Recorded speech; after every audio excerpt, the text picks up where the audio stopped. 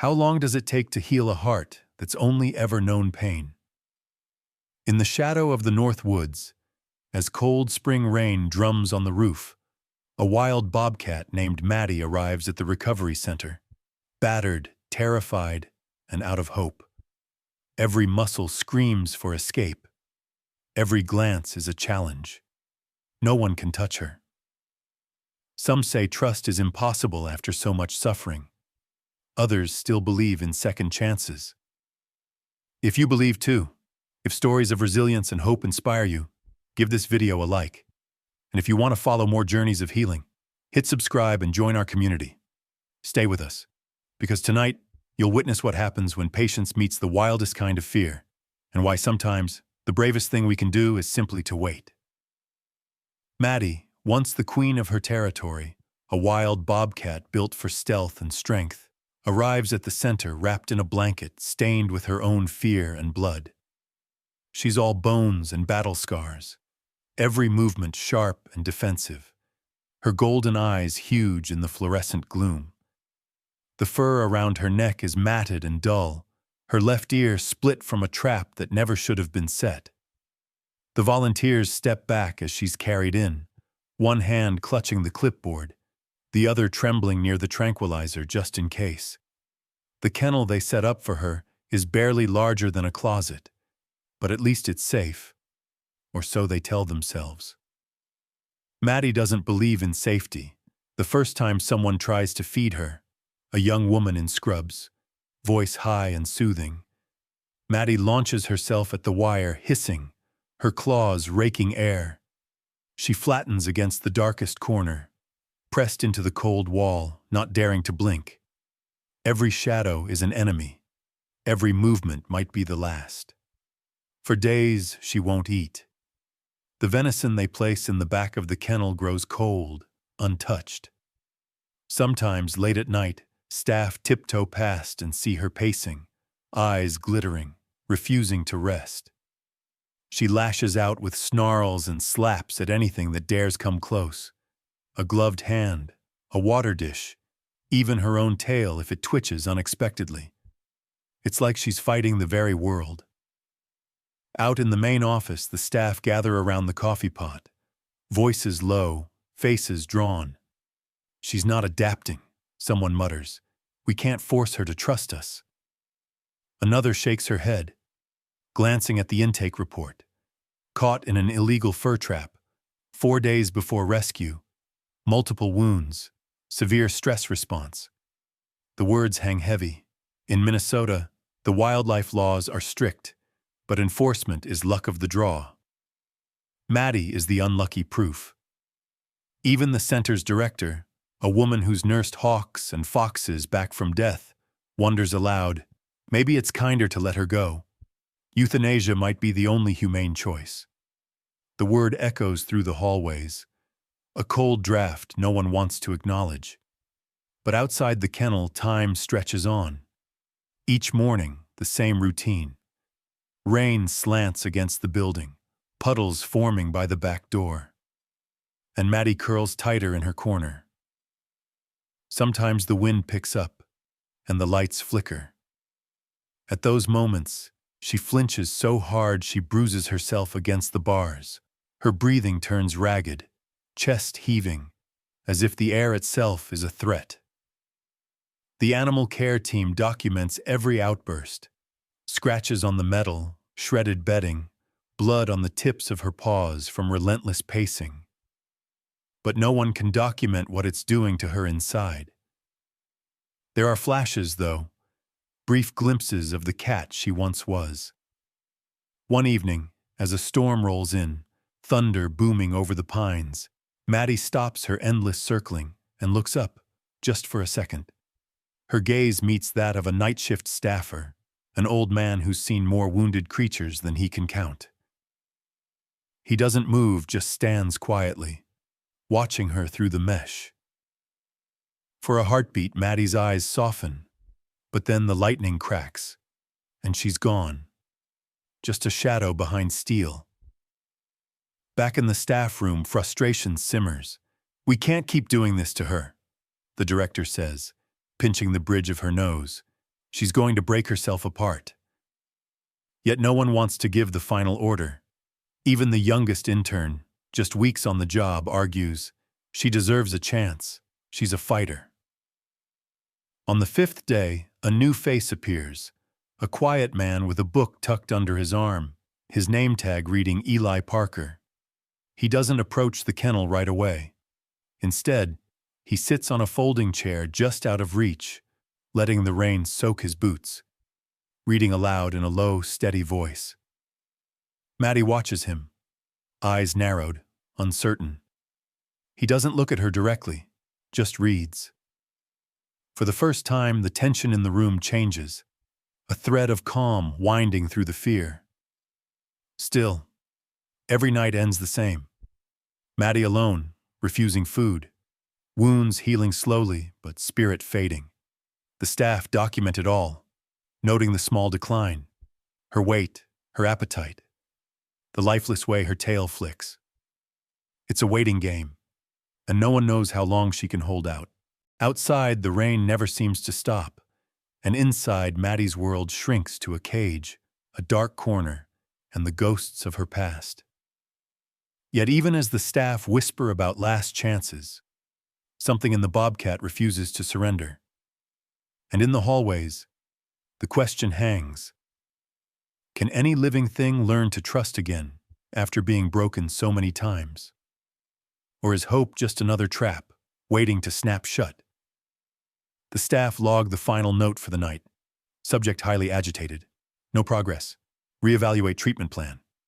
But in the shadows of the kennel, as thunder growls and the rain drums steady on the roof, a battered Bobcat is still fighting. For one more day, one more breath, one more chance. Morning at North Woods comes with the echo of rain on metal, low voices in the hall, and a cold hush that seeps through every wall. But for Maddie, the world outside her kennel means nothing.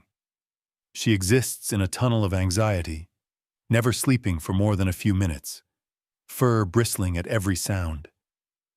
The volunteers change shifts. Some avoid her altogether now, not wanting to feel the sting of failure. But on the sixth morning, something new happens. Eli Parker, a recent hire whose gentle eyes betray a lifetime of quiet observation, arrives early, before the coffee brews, before the routine even begins. He's not like the others. He doesn't talk to Maddie, doesn't try to coax her out or offer her treats right away. Instead, Eli settles down cross-legged on the floor, just outside the kennel door. He's brought a battered copy of To Kill a Mockingbird and begins to read, his voice steady but soft, barely louder than the whisper of rain. At first, Maddie bristles, muscles tensed as if preparing to spring. But Eli doesn't move toward her, doesn't even look up. He just reads. The words slip through the air, winding their way into the corners of the kennel. Maddie's ears twitch, uncertain.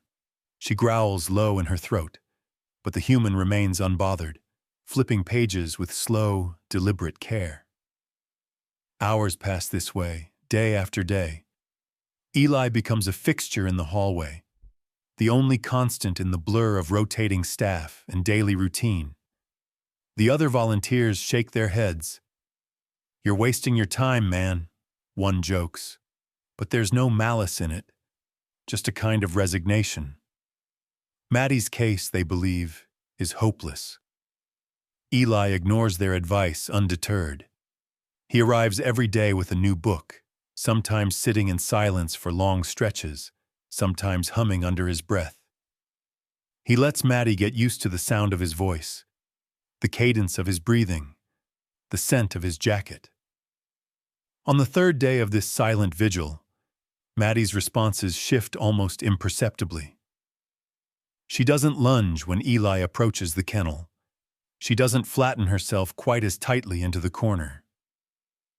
Sometimes, in the gloom, her yellow eyes catch the light, and for a fleeting instant, just a heartbeat, there's something softer there, a trace of curiosity tangled in all the fear. Eli begins leaving small pieces of venison at the edge of the kennel door. He never tries to force Maddie to take them. He just sets them down, returns to his spot, and waits, always making sure to keep his body relaxed, his gaze averted. Some days, the meat sits untouched, growing cold, until a staff member quietly collects it. Other days, when the hallway is empty and quiet, Maddie sniffs at it, muscles trembling, before retreating back into the safety of her darkness. One morning, a particularly stormy day, Maddie lets out a yowl so loud it echoes through the rehab wing, startling a nurse passing by. Eli doesn't flinch. He closes his book and talks to her. Not with the bright, chirpy tone most staff use with animals, but with a calm, even warmth. "You're safe now," he says. "Nobody's going to hurt you. Not here."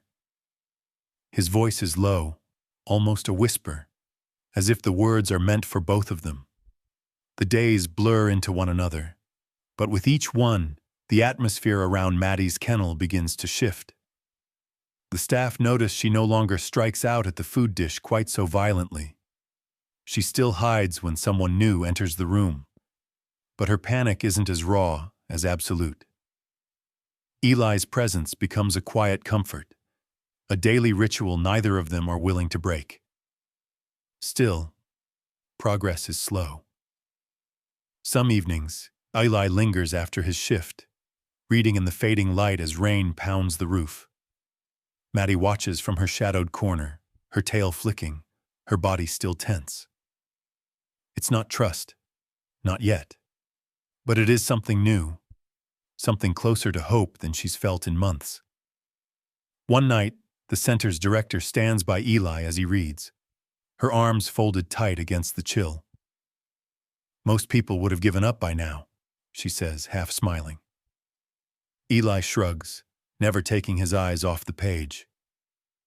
"Sometimes," he answers, "you just have to wait. You can't force trust. You just show up." The staff start to notice small changes. Maddie's appetite returns in brief fits and starts. On the 8th morning, a trail camera catches her sniffing the venison Eli left. She snatches it up and disappears before anyone can see. The word spreads like wildfire. She ate. She ate while a human was present. Suddenly, there's a glimmer of hope in every conversation, a cautious optimism that maybe, just maybe, Maddie's story won't end in tragedy. But there are setbacks, too. One afternoon, a new staff member enters the rehab wing too quickly, startling Maddie. She lashes out, hissing, and retreats, heart pounding. Eli arrives minutes later, finds her hunched and trembling. He sits quietly, not reading this time, just breathing, matching his rhythm to hers. Eventually, Maddie calms, her breathing slowing, her eyes never leaving Eli. By the end of the second week, the staff's attitude toward Maddie has shifted. They no longer talk about euthanasia, not openly.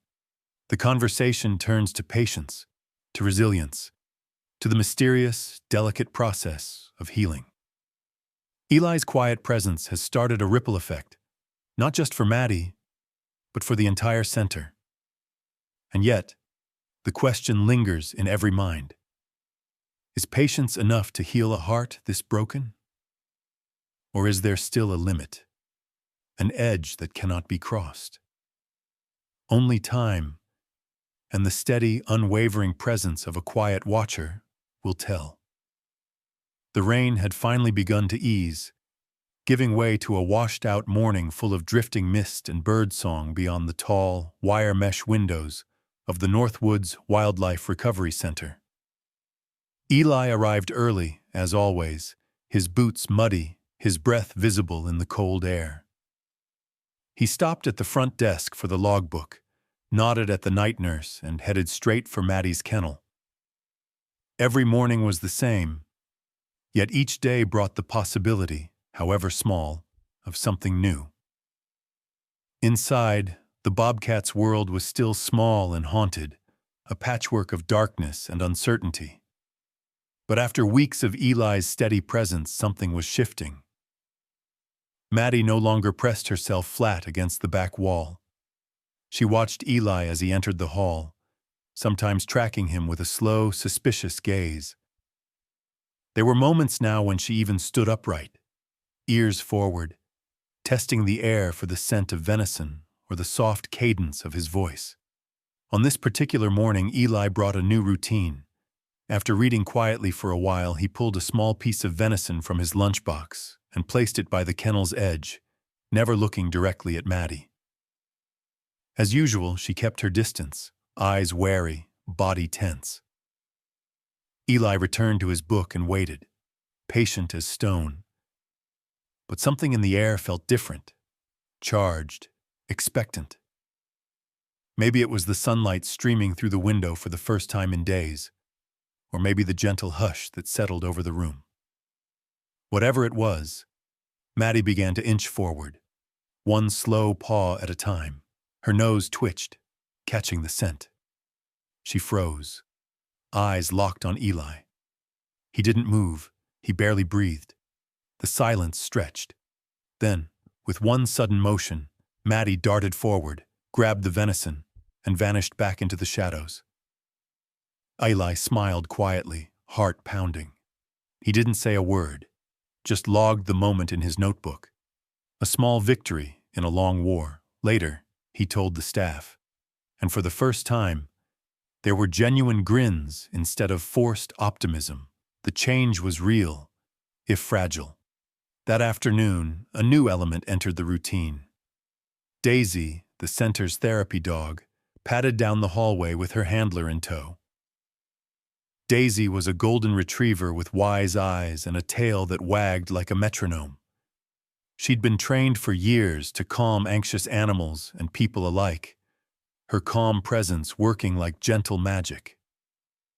Eli had watched Daisy before, working with traumatized deer, foxes, even a young moose that had lost its mother. She never pushed, just sat quietly, breathing calm into chaos. Eli knelt beside Daisy and scratched behind her ears. "Want to meet a friend?" he whispered. Daisy, as if she understood, trotted beside him toward Maddie's kennel. At first, Maddie's response was pure fear. She flattened herself in the corner, ears back, tail thrashing. Daisy didn't move any closer. She just lay down, stretched out her long golden body beside Eli, and rested her chin on her paws. Together, they formed a gentle, non-threatening line just outside the kennel door. Eli read aloud, voice even softer than before. Daisy's eyes closed, her breathing slow and steady. Gradually, the atmosphere in the hall changed, a warm bubble forming around Eli, Daisy, and the invisible line connecting them to Maddie. At first, the Bobcat's eyes flicked from one to the other, confusion and suspicion clear. But as the minutes dragged on, curiosity began to outweigh fear. Maddie crept forward, staying in the shadows, never more than a whisker's breadth from the safe darkness. The staff passing by stopped to watch, their chatter hushed. Some shook their heads in disbelief. Others exchanged looks of wonder. "I've never seen her this close to the front before," whispered one volunteer. Eli kept reading. Daisy kept breathing, tail thumping now and then against the linoleum. Maddie inched forward again, her nose pressed to the wire mesh, eyes wide but no longer wild with terror. The air hummed with the delicate tension of possibility. As the afternoon faded into evening, Daisy shifted, let out a small, contented sigh. Maddie didn't bolt. Instead, she sat, really sat, for the first time near the front of her enclosure, watching Daisy, then Eli, then Daisy again. Something about the golden retriever's calm presence seemed to bridge the gap, soothing Maddie in a way no human had managed. Eli realized it too, his mind racing. Maybe Maddie felt safer around another animal. Maybe Daisy was the key they'd been missing all along. He tested his theory the next morning, returning with Daisy in tow. The result was the same. Maddie drew closer, her body language uncertain but undeniably less defensive. She sniffed the air, even pressed her nose against the mesh as Daisy wagged her tail. Over the next several days, Daisy became a fixture in the hall. Sometimes she dozed while Eli read. Other times she simply sat, her presence a gentle reassurance. The other staff began to hope, and Maddie's breakthroughs came more often. A paw stretched forward, a head cocked to one side, even the tentative lick of a paw after tasting venison, while Eli and Daisy watched. It wasn't a miracle. There were still setbacks. Loud noises sent Maddie scurrying to her corner, and sudden movements brought out old flashes of panic. But now, for the first time, hope and healing shared the same space as fear. Eli started keeping a new kind of logbook, one full of small victories and soft, silent companionship. And in the evenings, when the sun dipped low and the shadows stretched across the rehab center, you could sometimes see a scarred bobcat watching a golden retriever with something that looked, if only for a moment, very much like wonder. Spring crept closer, but at the Northwoods Wildlife Recovery Center, the cold still clung to the halls and seeped through every seam of the old building. Every morning brought the now familiar rhythm, Eli arriving early, Daisy's golden fur bright against the gray, and Maddie waiting, half hidden but no longer invisible. By now, Daisy was as much a part of the recovery team as any human. The therapy dog padded beside Eli, her tail swaying gently, nose always twitching with curiosity. The staff would smile as she passed, some tossing her a treat or a quick pat, but Daisy was focused, her eyes always searching for Maddie. Each session followed a careful ritual. Eli would greet Maddie with a soft, "Good morning," always in the same gentle tone, as he sat cross-legged just beyond the kennel door. Daisy would flop down next to him, letting her head rest on her paws, and together, the three would settle into a fragile peace. At first, Maddie remained suspicious, her body taut with nerves.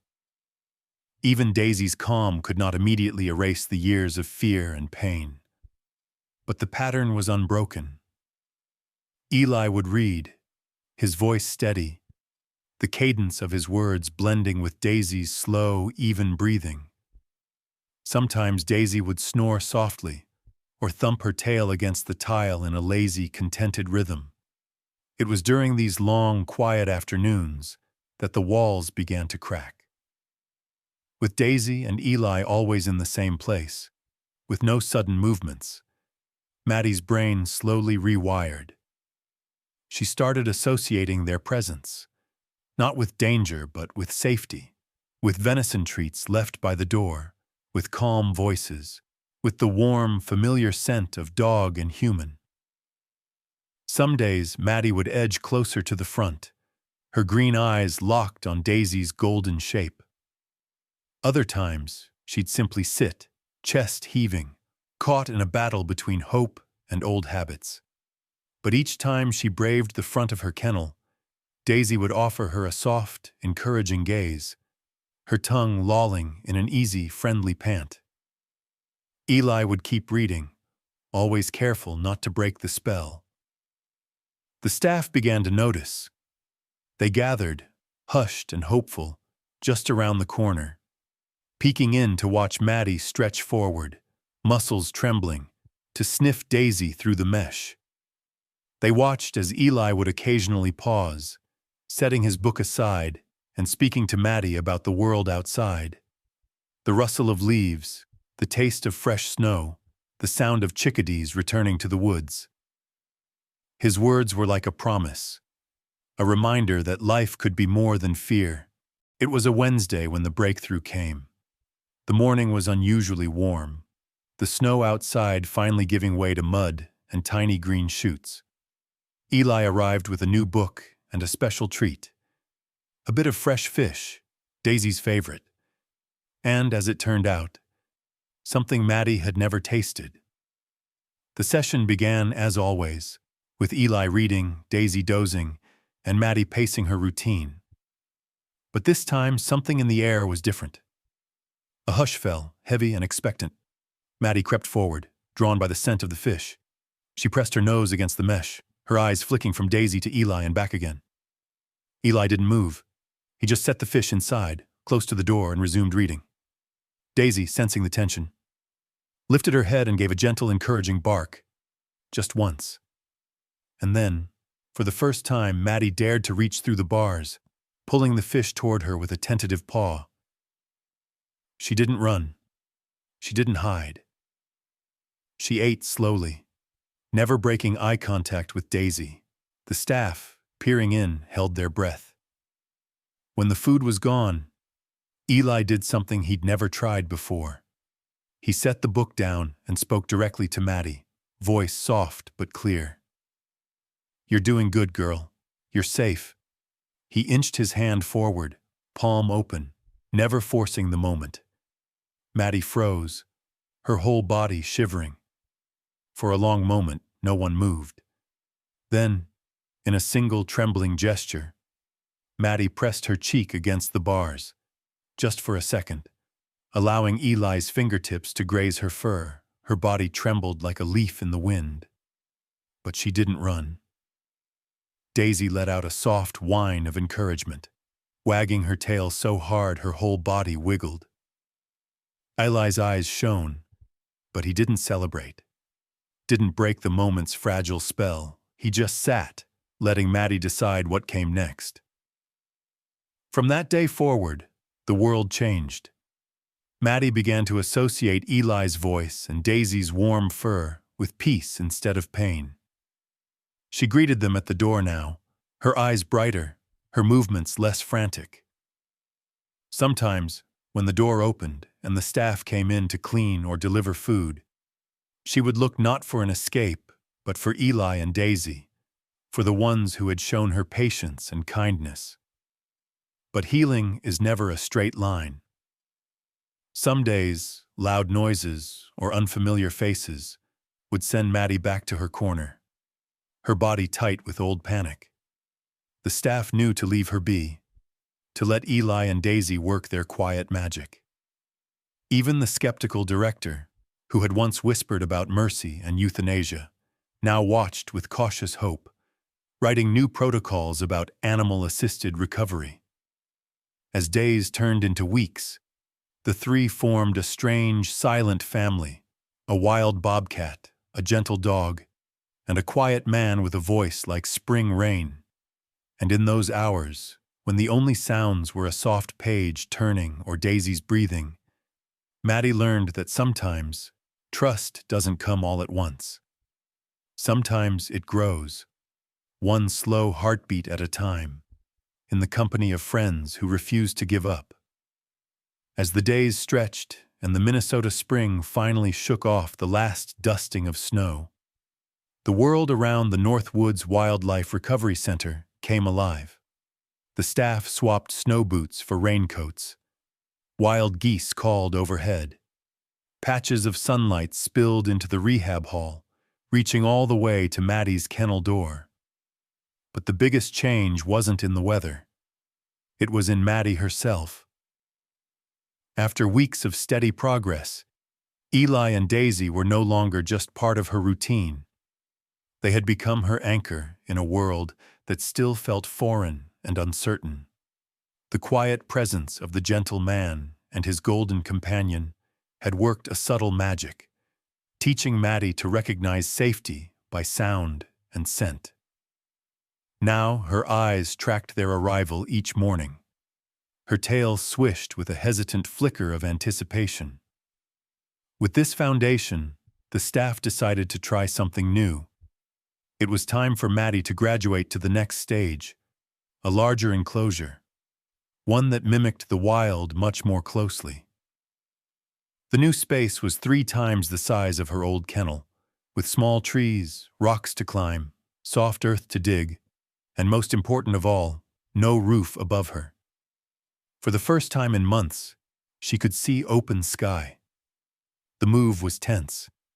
Maddie was wary, her every muscle ready to spring, But Eli was there with her every step, speaking softly, Daisy at his side. When the kennel door opened, Maddie froze for a full minute, her body a sculpture of indecision. Then she crept forward, ears flat, eyes darting everywhere. The scent of wet soil, pine needles, and distant rain filled her nose. She slunk low to the ground, each step careful, but the temptation of space, of freedom, pulled her on. Eli and Daisy settled just outside the fence, their familiar presence a silent reassurance. At first, Maddie made wide, wary circles around the enclosure, sniffing every corner, ducking behind fallen logs and low branches. She kept her gaze flickering back to Eli and Daisy, her two islands of safety in a still dangerous sea. But as the hours passed, curiosity began to win out over fear. Maddie batted at leaves, climbed onto a low branch, even chased a squirrel that had wandered in by mistake. The staff watched in amazement as the wildness in her eyes sparked again. Not the wildness of panic, but the fierce, playful spirit she'd nearly lost. Still, the question hung in the air. Would she ever be truly wild again? Some doubted it. "She's getting too used to people," one volunteer whispered. "What if she can never hunt, never fend for herself out there?" Others argued, "This is what healing looks like. Trust first, skills later." Eli listened to every debate, his face unreadable, but he kept showing up, kept reading, kept letting Daisy offer her quiet comfort. Maddie's days in the new enclosure fell into a rhythm. In the mornings, she'd explore, sun herself on flat rocks, and chase birds that flitted too close. In the afternoons, she'd retreat to the shade and nap, always within sight of Eli and Daisy. Each evening, the staff would bring fresh meat and fill the water basin, leaving it at the gate for her to retrieve when she felt safe. But healing, Eli knew, was never a straight path. That lesson came home one stormy night, when a violent front swept in off the lake. Thunder rattled the windows, lightning painted jagged shadows across the trees, and rain hammered down in blinding sheets. Maddie, caught in the open for the first time, panicked. The security camera caught it all. The first thunderclap sent her scrambling, her claws tearing up the earth as she darted from hiding place to hiding place, eyes wild and body pressed low. The wind slammed a branch against the fence, and Maddie flung herself at the nearest shelter, only to slam into the wire. She clawed, desperate, reopening half-healed wounds on her shoulders.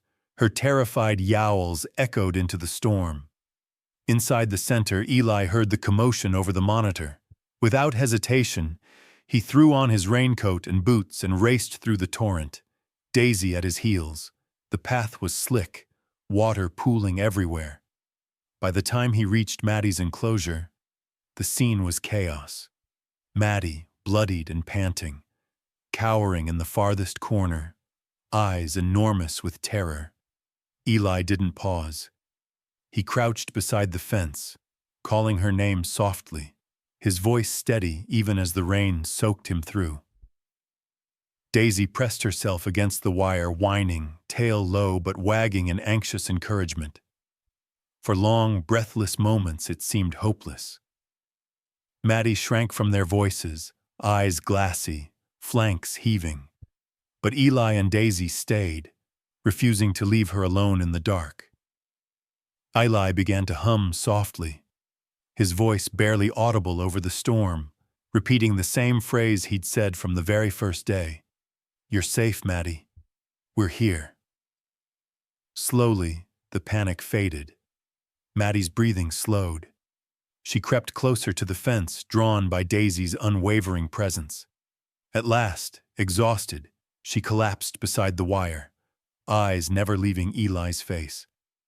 The next morning, the sun rose on a battered but alive Maddie. The staff cleaned her wounds, speaking in hushed, gentle tones. Eli sat beside her for hours, Daisy curled protectively at his side.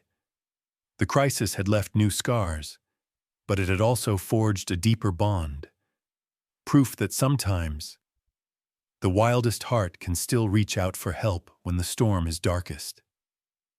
From that day on, the staff saw a change in Maddie. Her curiosity was fiercer, her trust deeper. She ventured farther from cover, explored higher branches, even played in the puddles after a rain. She watched the sky now, not just the ground. There was still a long road ahead, so much to relearn, so many fears left to face.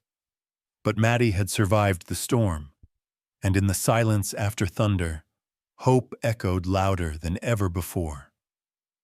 After the storm, the world seemed quieter, a strange, gentle hush, as if the forest itself was holding its breath. The Northwoods Wildlife Recovery Center moved with a new sort of caution. Every staff member mindful of the scars, visible and invisible, that Maddie carried after her ordeal. She'd survived the night, but the fight for her future had only grown more intense. The wounds from her panic attack were raw, painful to look at. Rake marks along her shoulder, a limp in her step, old scars split open, and new blood on her fur. Yet the fire in her eyes hadn't dimmed. If anything, it glowed brighter now, fierce with the knowledge that she'd made it through one of her greatest tests. But for the first time, the staff worried that the trauma might have set her back, undoing weeks of hard-won progress. Eli didn't believe that. He refused to. He arrived at dawn, his face lined with worry but his voice steady, as if willing the world to slow down, to heal with him. He found Maddie curled up at the far edge of the enclosure, body drawn tight, fur muddy and stained. Daisy walked beside Eli, as always, but even she seemed subdued, her tail hanging lower, her steps softer. The three of them sat together in silence at first, listening to the drip of rainwater and the distant caw of crows. The staff gave Eli extra time alone with Maddie, trusting his instincts after the storm. He didn't try to force comfort on her. He just sat nearby, reading softly, letting the sound of his voice fill the space. Sometimes he sang, a soft, low tune his grandmother used to hum. Something wordless that wove through the air like a promise. Daisy pressed close to Eli, her body a warm, steady presence. Eyes on Maddie with a canine empathy only she could express. For days, this was the new rhythm. Eli and Daisy quietly present. Maddie cautious, but no longer retreating quite so far. Her trust, always hard-won, seemed especially fragile now. If a door slammed or a shout echoed through the halls, she'd flinch and disappear into the underbrush. But Eli never wavered. He kept his vigil, humming, reading, waiting. Daisy would inch closer, stretching her body along the fence until her golden fur pressed through, an unspoken invitation. The turning point came one late afternoon, when a storm threatened on the horizon but never broke. The air was thick with electricity, heavy with the smell of wet pine. Eli watched Maddie from his usual place by the fence, book closed on his knee, hands loose and relaxed. Maddie watched back, her eyes clear, her breath slow and measured. Something was different in her posture, a little less guarded, a little more tired, but with a new kind of resolve. As the sky darkened, Daisy let out a quiet, sympathetic whine and nudged herself as close as she could to the wire. Eli reached out, brushing his fingers over Daisy's head, murmuring softly, "It's okay, girl. We'll wait as long as she needs." Maddie moved toward them. Not a dash, not a leap, but a steady, careful walk. She pressed her body along the fence, tail flicking, then dropped down beside Daisy, separated only by the mesh. For a long, silent minute, she and Daisy simply breathed together, the space between them almost vibrating with the tension of trust and fear. Then, in a moment so small that Eli almost missed it, Maddie reached out through the mesh and nudged Daisy's nose with her own. It was a fleeting, uncertain gesture, but one heavy with meaning, a sign of affection, not just survival. Daisy licked Maddie's nose in return, and for the first time since arriving at the center, Maddie didn't recoil. She let it happen.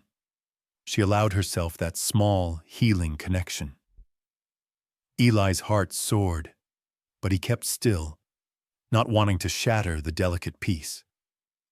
He took out his phone, quietly snapping a photo to document the moment for the staff. Later, when he showed them, there were tears and cheers in the break room. Even the director, who had once advocated for mercy over hope, choked up at the image.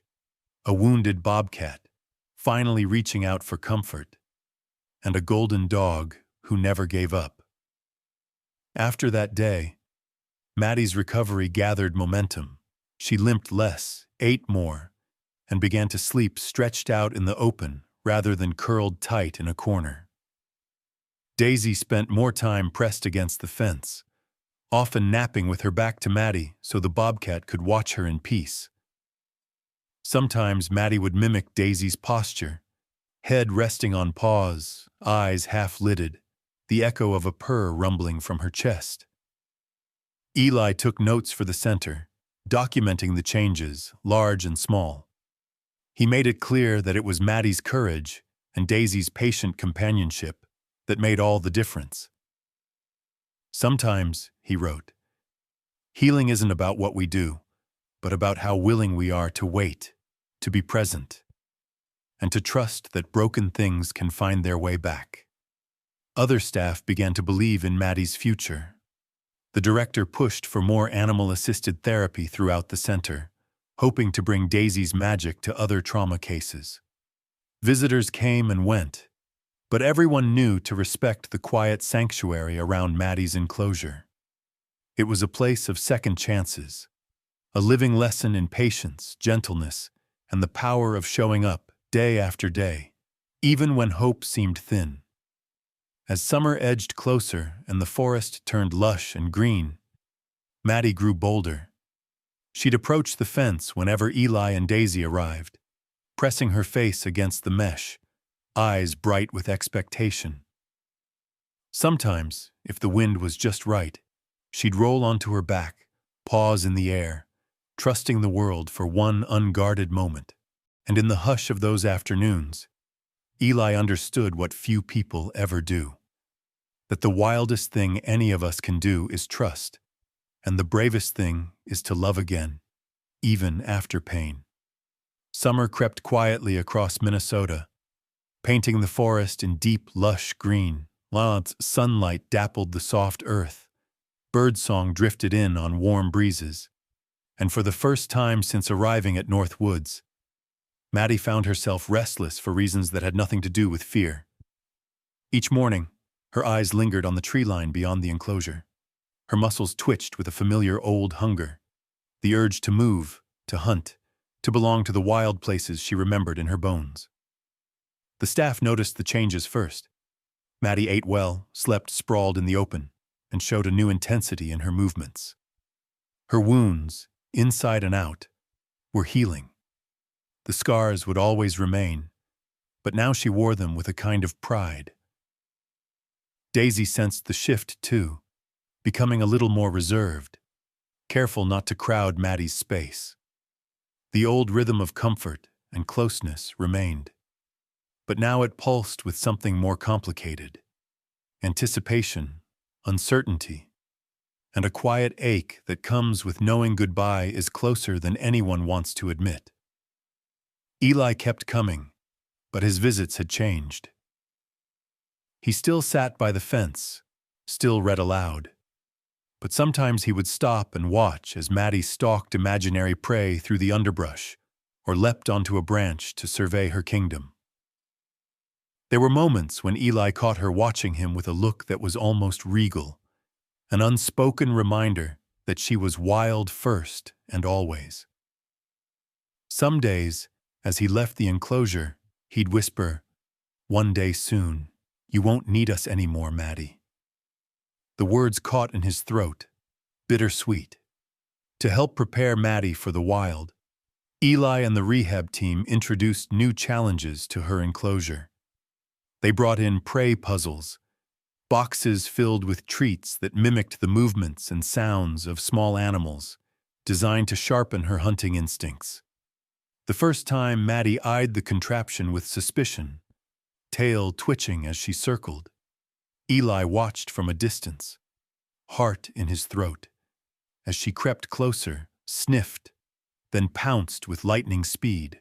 Her claws tore through cardboard and straw, her teeth found the prize inside, and for the first time since her rescue, the staff heard the deep, rolling purr of satisfaction. Encouraged by her progress, they began letting small animals, wild mice and squirrels, safely protected from real harm, wander into the enclosure. Maddie's predatory instincts flared to life.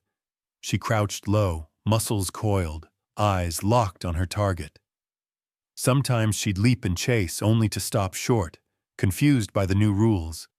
But each day her confidence grew. The volunteers watched from behind one-way glass, scribbling notes. Stalks prey, strong hunting drive, agile, curious, independent. But with this newfound independence came a subtle distance. Maddie spent less time by the fence, less time watching Eli and Daisy. She began to refuse treats if they were handed directly, insisting on finding her own food, hunting through the grass and leaves.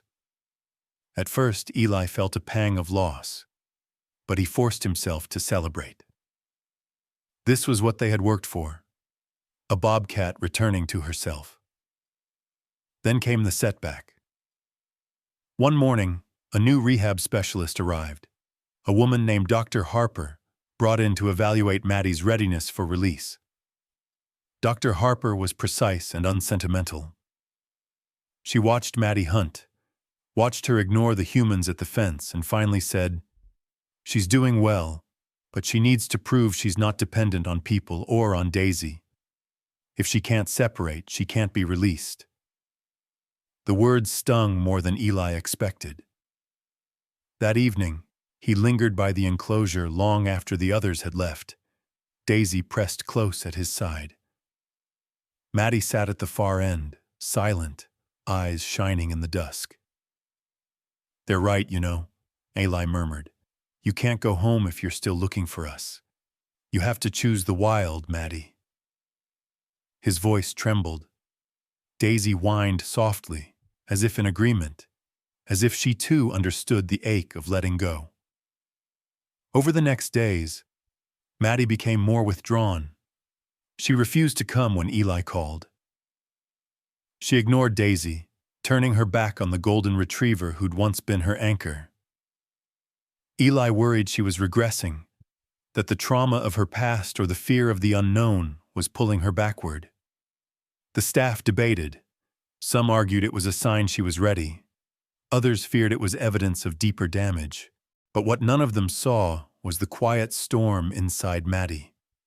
For the first time, she was free to choose her future, and that choice was heavy.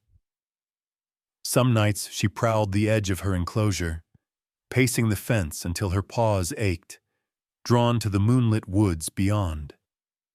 She dreamed of rivers and tall grass, of deer moving silently through dawn mist, of the thrill and terror of a world without barriers. She woke with her heart pounding, eyes scanning for threats, but the only thing she found was the empty quiet left by Eli and Daisy's absence. In those days, Eli's visits grew shorter.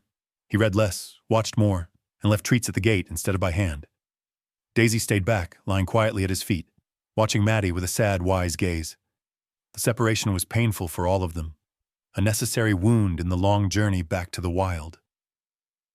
Still, through it all, hope endured. Maddie's eyes burned with determination. Her muscles grew strong, her instincts sharper. She no longer waited for approval or comfort. She moved through her world with the authority of a true predator. And though she missed her friends, she knew deep down that the wild was calling. and that soon she would answer. The day arrived cloaked in golden light and cool promise. Summer's heat had softened, and the pines outside Northwood's Wildlife Recovery Center rustled in a gentle breeze, their branches brushing the sky with hope and uncertainty. For weeks, the staff had watched Maddie's transformation, the growing independence, the shift from wary glances to bold strides, the way she spent hours perched atop the highest log, eyes always on the far woods beyond her enclosure. Her restlessness had become a pulse that everyone felt. She was ready, or as ready as any wild creature could ever be. Eli barely slept the night before. He lay awake, turning over every moment of the last months. Maddie's first trembling steps, her fragile trust, the bond Daisy had built with nothing but patience and love. He tried to convince himself that this was what they'd all worked for. Release. A chance at real freedom. But underneath, a knot of worry throbbed. Had they done enough? Was she truly prepared for a world that was cruel as often as it was beautiful? The center buzzed with activity that morning. The release team double-checked every protocol. A veterinarian did a last checkup, her touch gentle but quick. Eli and Daisy waited outside the enclosure, silent, watching the crew. The gate at the far end of Maddie's pen, the one leading out to the vast forest preserve, stood open for the first time since she arrived. The path beyond was overgrown, wild, and beckoning. Maddie paced the length of her enclosure, pausing at the open gate, then darting back to a patch of tall grass. Her body was a study in tension, tail flicking, ears swiveling, every muscle alert. She could feel the difference in the air, sense the meaning of the moment. The scent of sap and earth, of freedom, called to her. Still, she hesitated at the threshold, a lifetime of cages and heartbreak echoing in her mind. Daisy sensed the gravity of the moment. She sat at Eli's feet, head tilted, tail unmoving. Eli rested a hand on her soft fur, steadying himself as much as the dog. The entire staff gathered at a respectful distance, hearts pounding, breaths held.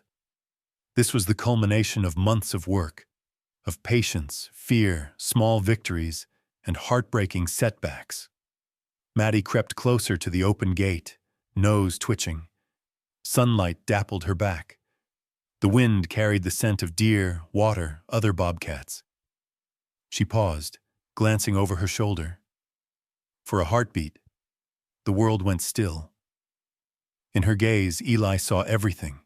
The fear, the hope, the silent plea for reassurance. He crouched, careful not to startle her, and spoke in the softest voice he'd ever used. "It's yours, Maddie. The world is yours now. You choose." At that, Daisy did something extraordinary. She rose and trotted toward the gate, stopping just short of the threshold.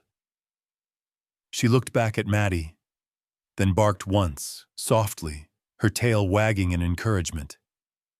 It was as if Daisy was saying, "Go on, you can do this, I'll be here, but the wild is waiting for you now." Maddie blinked, heart thundering in her chest. She inched forward, nose to the ground, paws silent on the earth. The shadows shifted, sunlight pouring in as if to illuminate her path. She hesitated, then looked back, one last time, at Eli and Daisy. For a moment, their eyes met through the distance, and the connection between them hummed like an electric wire stretched taut with love and longing. In that final look, Eli silently promised, "You are strong enough. You have always been enough." Maddie turned, stepped through the gate, and disappeared into the tall grass beyond. At first, her movement was cautious, a low stalk as if she expected a trap.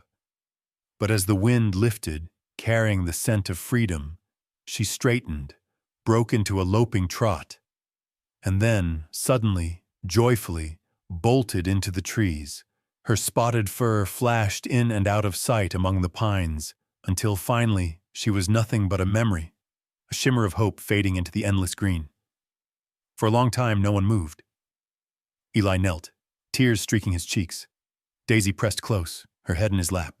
The staff hugged, some sobbing quietly, others grinning through their tears. The director wiped her eyes and murmured, "We did it. She did it." The moment was thick with meaning, the weight of everything they'd risked, and all they'd gained. But even as joy settled over the center, Eli's heart ached with a strange, aching pride and sorrow. Letting go was the final, hardest lesson. Daisy seemed to sense this too. She let out a quiet sigh, nudging Eli's hand with her nose as if to say, "We gave her everything we could." That's what love is. The days that followed were quieter, the absence of Maddie a strange echo in the halls. Staff found themselves glancing at the empty enclosure, half expecting to see her watching, waiting. Daisy spent more time resting by the fence, sometimes sniffing the ground where Maddie once lay. Eli found himself walking the perimeter at dusk, scanning the shadows for a glimpse of familiar eyes. He talked to Daisy about her, about the power of hope, the meaning of trust, and the courage it took to step into the unknown. Word of Maddie's release spread. The story inspired others, other volunteers, other centers, even strangers who heard about the wild bobcat and the dog who helped heal her heart. The director started new programs focused on animal-assisted therapy, sharing the lessons learned from Maddie's journey with those facing their own storms. And sometimes, when the forest was especially quiet and the wind was just right, Eli swore he could hear the distant echo of a bobcat's call, a reminder that the wild, in all its danger and promise, belonged to her now. Weeks passed, and the rhythm of life at Northwoods Wildlife Recovery Center shifted. The enclosure where Maddie had spent so many anxious hours stood empty, the grass slowly reclaiming the space where her paw prints once pressed. The staff walked past it on their rounds, sometimes pausing, their faces caught between pride and longing. Even Daisy, so often a cheerful force of optimism, seemed quieter. She'd return to the enclosure's fence in the morning, nose working the air, as if expecting her friend to be waiting on the other side. Eli kept busy with new rescues, an injured fox, a family of orphaned raccoons, a fawn tangled in wire. But he carried Maddie's absence in his chest like a gentle bruise. He found himself waking at dawn, scanning the tree line, searching for a glimpse of her silhouette moving through the mist.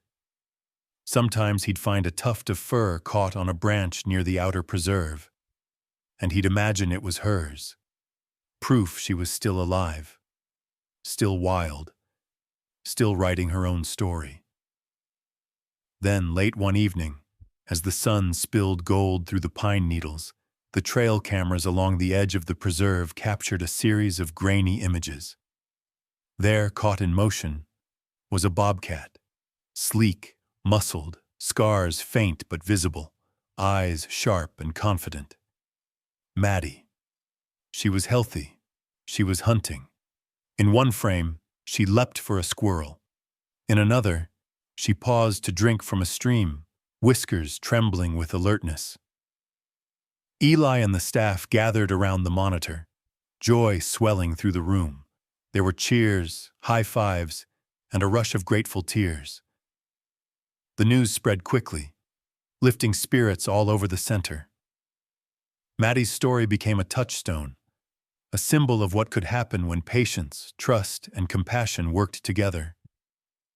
Eli shared the images with the local wildlife board and posted a gentle message on the center's website, focusing not on his role, but on Maddie's courage.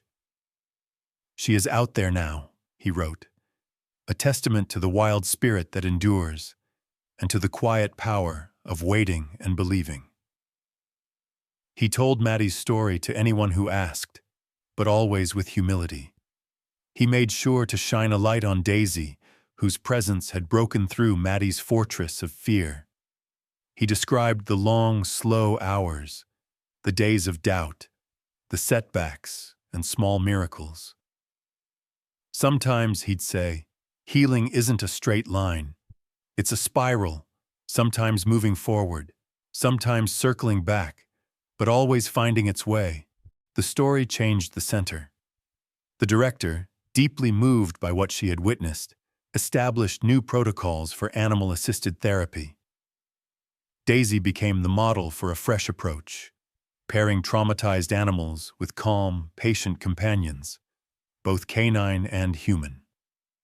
Soon, other staff members were trained in Eli's methods, learning to value presence over intervention, silence over noise, patience over quick results. Other animals benefited too. A young owl, blinded in one eye, began to trust again as a volunteer read softly to him each night. A skittish deer, orphaned by poachers, found comfort lying beside Daisy, much as Maddie had. The ripple of kindness spread outward, touching every life it met, seen and unseen. Eli, for his part, was changed as well. He found himself thinking more about what it meant to let go, to love fiercely, but without possession. He spoke to new volunteers about the necessity of boundaries, about the beauty in stepping back, letting wild things choose their own paths. Patience is the hardest lesson, he told them. It's not just about waiting. It's about believing in the possibility of healing, even when you can't see the outcome. Daisy's fame grew, but she remained humble. She kept working, gentle and wise, a golden shadow to the wounded and frightened. Some mornings, she'd sit by the empty enclosure, eyes distant, as if remembering her friend. Other times, she'd be in the thick of new challenges, a frightened coyote, an injured hawk, bringing peace just by being herself. For Eli, life went on, but Maddie's spirit was never far from his thoughts. He still walked the trails at dusk, sometimes pausing to listen to the hush that falls when the sun slips behind the trees. Occasionally, a distant yowl echoed through the forest, raw and wild, and he'd close his eyes, a smile tugging at his lips, imagining Maddie out there, thriving on her own terms. The story inspired others beyond the center. Letters arrived from across the state, notes from people struggling with their own wounds, parents whose children faced hardship, other wildlife rehabilitators seeking advice. The lesson, Eli saw, was bigger than one bobcat. It was about the courage to try, the humility to wait, the grace to release. It was about how healing could never be rushed or forced, and how sometimes the wildest act was simply letting go. One late afternoon, as autumn crept in and the first leaves began to fall, Eli stood by the empty enclosure with Daisy by his side. The light was soft and slanting, the air cool with the promise of change. He knelt, brushing his hand over the ground where Maddie had once slept. "Thank you, Maddie," he whispered, "for teaching us how to wait and how to hope." In the end, that was Maddie's gift. Proof that true healing is patient, stubborn, and wild. That the heart, if given time, can find its way back to the world. And that the ones who wait, quietly, steadily, lovingly, help make it possible. Winter's breath crept back to Minnesota, settling over the forest in a hush of white and silver. The Northwoods Wildlife Recovery Center braced for the cold, but within its halls, something warmer lingered, a sense of hope, of mission renewed, of a story that had forever changed the way its people looked at every frightened animal that arrived at their door. Maddie's paw prints had long since faded from her former enclosure. Grass and moss crept over the ground where she used to pace, the fence standing silent, a monument to transformation. To an outsider, it looked like just another patch of empty earth. But to the staff, to Eli, to Daisy, It was sacred ground, a place where the impossible had become real, where trust and wildness had met and grown something beautiful. The center's rhythms moved forward. Daisy worked with new arrivals, her calm presence easing a skittish lynx, coaxing a battered fox to eat, teaching a wounded crane that not all touch meant pain.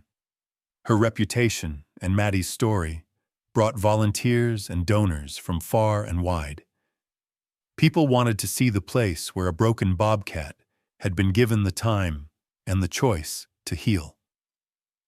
School children came to hear Eli tell the story, their eyes wide with wonder as he described the long days of waiting, the first hesitant steps, the gentle friendship between predator and dog. Eli, now a senior staff member, trained others in the center's new approach. He walked the grounds with a quiet humility, always carrying the memory of Maddie close to his heart. Every time a new animal arrived, frightened, angry, lost, he remembered what patience could do, and how powerful it was simply to show up, to be present, to allow healing to happen at its own pace. Some mornings, especially after a heavy snowfall, Eli would pause at the edge of the woods, his breath curling into the frosty air. Daisy, older now, would sit at his side, her muzzle dusted with gray. Together, they'd scan the tree line, eyes searching for any sign, a flicker of movement, the distant flash of tawny fur. Once, just before dawn, Eli swore he saw a bobcat pause in the shadows, watching the center. She lingered for only a heartbeat, her eyes reflecting the light like small golden lanterns. Then she melted away, silent as the falling snow. Eli smiled, a quiet joy blooming in his chest. Maybe it was Maddie. Maybe it wasn't. But it didn't matter. What mattered was that she'd had the chance to choose her life, to leave on her own terms, and to leave behind something greater than herself. Daisy's work continued. With every animal she comforted, every volunteer she helped train, the lessons Maddie had taught rippled outward. The center saw more success stories than ever before. Animals released, lives rebuilt, wild hearts given second chances. The director, now quick to smile, often credited the magic of patience, and visitors marveled at the center's calm, hopeful energy. Eli wrote articles about Maddie's journey for wildlife journals and local news, always emphasizing the power of waiting, the strength in gentle companionship, the bravery of letting go. He found himself invited to conferences and schools where he spoke not just of animal rescue, but of resilience, the kind that grows quietly, in the hardest places, when someone dares to believe. Daisy grew slower with age, but her spirit remained bright. On sunny afternoons, she'd nap beside the old enclosure, her tail twitching in dreams. Sometimes a new rescue would approach her, hesitant, and she'd raise her head, give a soft, welcoming bark, inviting them to rest close by. It was a legacy of comfort, a promise that no one had to heal alone. And always, there was the wild. Some nights when the center was quiet and the moon high, the distant yowl of a bobcat echoed through the trees. Eli would listen, heart thumping, imagining Maddie out there, free, strong, the queen of her own story. He hoped she remembered them, but he hoped more that she'd found joy, that the world beyond the fences had welcomed her, scars and all. Maddie's story continued to inspire those who heard it. Letters came from families learning patience with struggling children, from veterans healing old wounds, from animal caretakers around the world. People wrote to say they'd learned to slow down, to wait, to let healing come on its own terms. The lesson was clear. Kindness is never wasted, and hope can grow in the unlikeliest soil. Years passed, and the center flourished. New staff joined, trained in the old ways and the new, carrying forward the tradition of patience-driven rehabilitation. The wild creatures that passed through Northwoods, some staying, some leaving, all changed, became living testaments to the enduring power of trust and release. On a dawn like any other, snow fresh on the ground, Eli and Daisy walked the edge of the forest together. The air was sharp and clean, the world hushed in the afterglow of night. At the tree line, Eli paused, spotting movement. A bobcat, large, beautiful, coat dusted with frost, stood in the shadows, watching. Eli's breath caught. The cat held his gaze for a long moment, eyes steady and knowing. Then, with a flick of her tail, she turned and slipped away into the endless wild. Eli stood in the silence that followed, his heart full. He thought of all they'd been through, the pain, the waiting, the hope. He thought of how every act of patience, every gentle word, every moment of faith had rippled outward, touching lives he'd never know. As the morning light crept over the forest, Eli understood at last. The real miracle was not just one bobcat's recovery, but the lasting change born from kindness. Maddie's paw prints might have vanished from the center, but her legacy would never fade. Through Daisy's gentle wisdom, Eli's patient presence, and the courage of all who chose hope over despair, the wild beyond the fences had grown a little brighter. And somewhere in the snowy woods, a free heart ran strong, carrying with her the story and the lesson of healing, trust, and the infinite power of letting go.